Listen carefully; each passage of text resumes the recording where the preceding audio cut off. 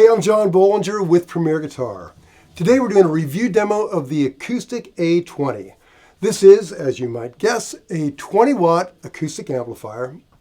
It has some really pretty amazing features, especially when you consider how affordable it is. I think the street price is like $149 or something like that. Just to give you some perspective, the DI I use live costs about twice that, and it's just a DI. So bear that in mind as I talk about these amazing features. Let's start at the beginning. There's two inputs that offer both quarter-inch or XLR ends. Great thing about that, you could literally run a microphone and a guitar or mandolin or what have you at the same time. And it just gives you more options as far as that goes. Two separate volumes, so if you're running two different instruments that have wildly different output, you can adjust season to taste. There's a 3-band EQ that you might guess that it would have. We're leaving it flat for now, but we'll get into that a little bit later on. There's a feedback eliminator, which is great if you're unable to dial out feedback. It allows you to do that. There's chorus, and there's reverb, and there's an auxiliary in with a mini. It offers an 8-inch full-range speaker. In addition to that, there's also a DI out, which we are using, and there is an effects loop, which we're going to use later on as well. So, man, that's crammed full of options. And as a final little note, I like the way that it is built like a wedge, and it's ported on the bottom. It's going to give you a lot more bass. Let me tell you about how we're recording this and what we're playing. I'm playing this is my Koa Hummingbird by Gibson. I've had this about 10 years or so. I'm running it directly into the input. We're miking it with a Royer R120 mic, also running the direct out. We are, later on, we're going to run a few different pedals through it just to see how the effects loop works. We're going to use a T-Rex Quint and the T-Rex delay as well. And then I'm going to run my iPad into it just to show this auxiliary bit. Later on, I'll also be playing a Weber mandolin, so you can kind of see the comparison of different instruments through it. Interesting side note, both of these instruments, the Weber mandolin and this Gibson guitar, come from my home state of Montana. So there you go, home state proud.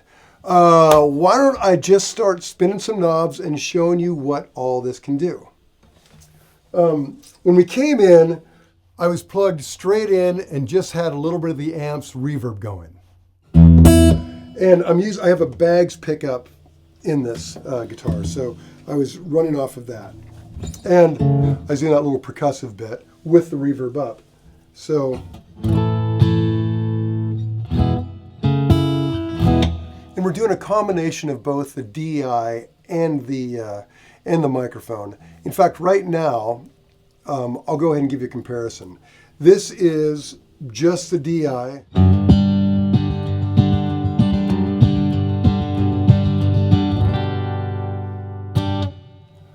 Now, here's just the microphone.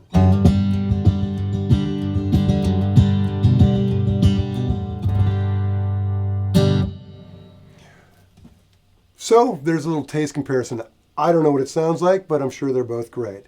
The best bet is probably blending the two. That way you get a little room sound, a little mic sound, a little clean DI. DIs tend to be a little sterile to me, but boy, the combination of the two is really great. Okay, let's talk a little bit about the built-in effects. Start with reverb. I came in with it pretty wet because Verb just sounds great on guitars. But say we're doing a bluegrassy thing, you wouldn't want it floating around too much, so we'll just put in a whisper of it. Okay.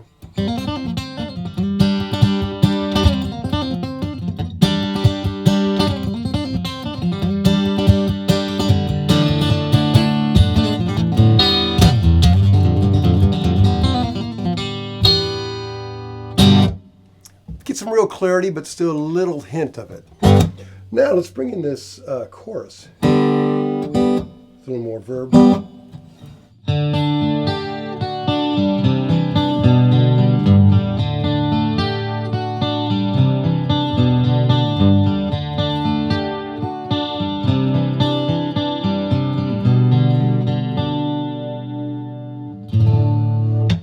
Man, it sounds pretty great in the room. It's kind of amazing how good it sounds.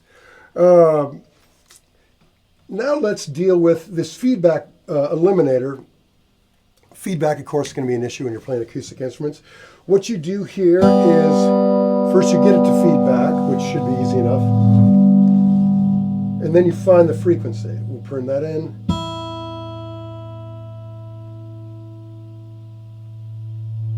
Okay, so that kind of dials it back. Once you get it where it eliminates, then dial it back as much as you can stand.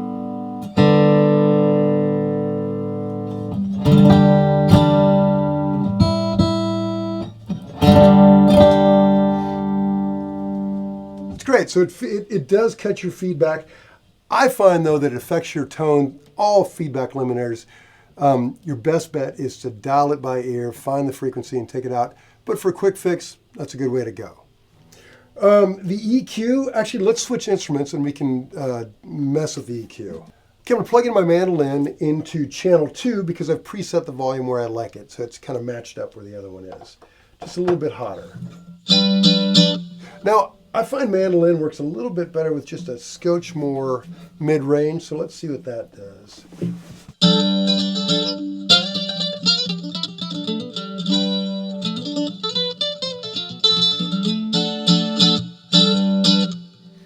That's a very kind of in-the-room tone to me. I love it. Now let's now utilize the effects loop, and you can kind of see what it does. I'll put in a little delay.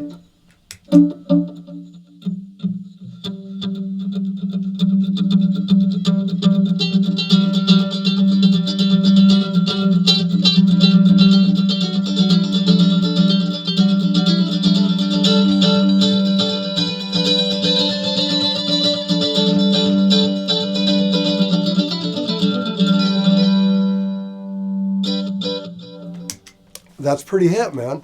But say you're an experimental weirdo acoustic musician and want to add more stuff. We could add this quint, which will give us some crazy tones.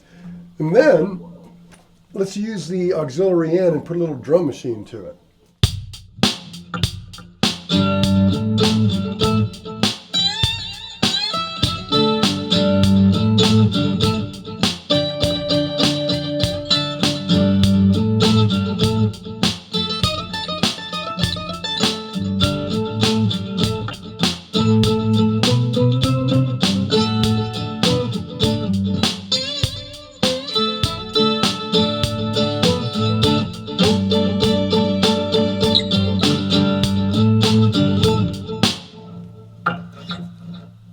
So, I don't know, man, that is pretty hip. That's a lot of cool options from a very affordable amp. So that's the Acoustic A20. The few shortcomings I can find with it is there's a little bit of hiss that you can hear. However, that's forgivable. There's going to be some hiss in amplifiers, and particularly acoustic amplifiers. And when you're amplifying acoustic guitars, it seems like it's more prevalent. You can hear that. However, the people at Acoustic told me they're working on that, so next generation should be a little quieter, which is great. Also, it's not a particularly loud amplifier. I could see where you could gig with it, but you would probably use this as a small personal monitor and run into a PA if it's a big crowd, or if you're playing a small area, that would work. Small coffee shop kind of thing, just a little, because it's not a whole lot louder than the acoustic instrument, but louder. Around the house, it sounds awesome, like the percussive kind of things I was playing. You just can't get that sound on an acoustic instrument without kind of an amp and a little bit of verb in it. So that's a lot of fun, and playing with the effects with it. So it's for the price, it's kind of amazing everything it does. Now, to get all the details, read the full written review at premierguitar.com. And while you're online, make sure you like us on Facebook, subscribe to our YouTube channel, and just poke around the old PG site. We'll keep you up to date on all the cool new gear that's out there. This is John Bollinger. Peace out.